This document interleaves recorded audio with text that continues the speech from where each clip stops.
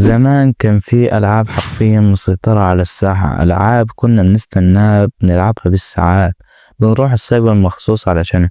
بس مع الوقت الألعاب دي اختفت فجأة ومحدش بقى يسمع عنها. في الفيديو ده هحكي لك القصة الكاملة ليه الألعاب دي اختفت، وليه رغم كده لحد النهاردة لسه ليها ذكريات مع ملايين اللاعبين. أولا ما تنساش اللايك والاشتراك وتفعيل الجرس عشان يوصلك كل جديد، ما تنساش ولا تنضم يعني في قناة تليجرام يال. ويلا نخش على المقطع. أول لعبة معانا بوينت بلانك. اللعبة دي كانت أيامها حاجة مختلفة، جيم بلاي سريع، ضرب نار ممتع، وخرائط الناس كانت حافظاها حفظ. كل واحد كان ليه سلاحه المفضل، وناس كتير كانت بتتعلم الشوتر من اللعبة دي.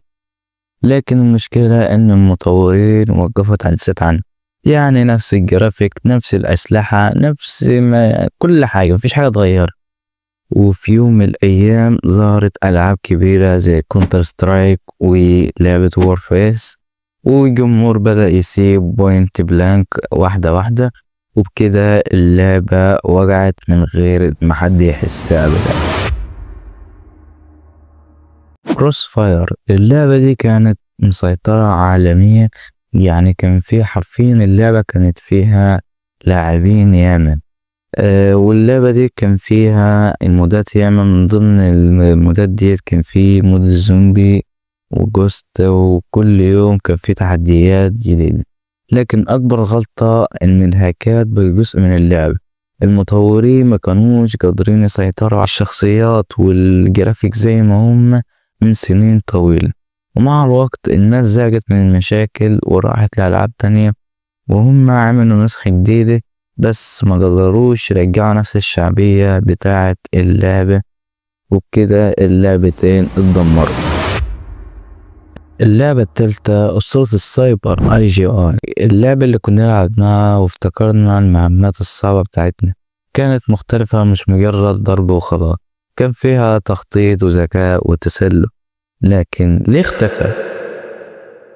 عشان الشركة وقفت تطويرها تماما، مفيش جزء جديد، مفيش ريميك، مفيش تحديثات، ولا حتى محتوى إضافي.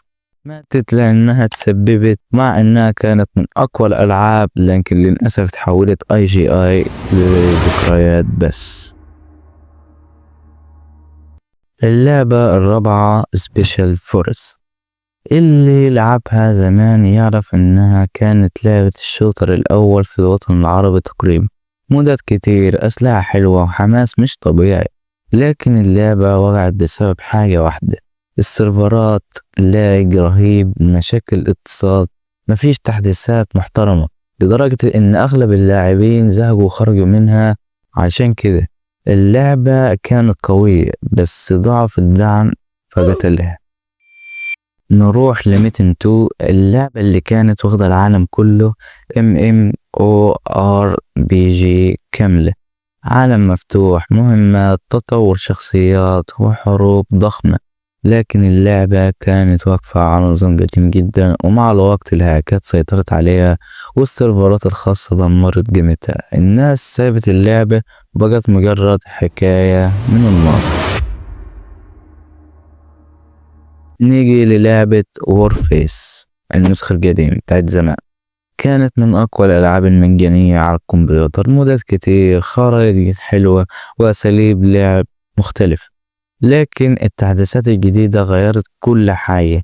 اللعبة بقت باي تو وين، اللي انت تدفع عشان تكسب، الأسلحة الأقوى بفلوس، والناس بدأت تحس إن مفيش توازن، وده كان سبب السقوط السريع، وبأنها كانت أسطورية في وقتها. آخر لعبة معانا بريفكت وورلد، اللعبة دي كانت عالم كامل، جرافيك ممتاز بالنسبة لعصرها، اللي هي أصلا اللعبة دي كانت قديمة، وخريطة ضخمة جدا. لكن اللعبة فضلت تعتمد على نظام قديم جدا، مفيش تطور حقيقي، مفيش أفكار جديدة. ومع ظهور ألعاب MMORPG أقوى، الناس سابتها بسهولة. دلوقتي تعتبر لعبة كلاسيك عادية، فقط اللعبة ديت من أيام الطفولة وبس. اظن انك المفروض يعني كنت تعمل لايك من ساعتها، بس يعني متنساش بقى تعمل لايك واشتراك وتفعيل الجرس علشان يصلك كل جديد، وانضم على ولا انضم على في قناة تليجرام، على انضم على ومتنساش بقى ها لايك بقى واشتراك بقى، خليك جدع معاي عشان انزل لك كل يوم حاجة جديدة كده. يلا يا عم، سلام.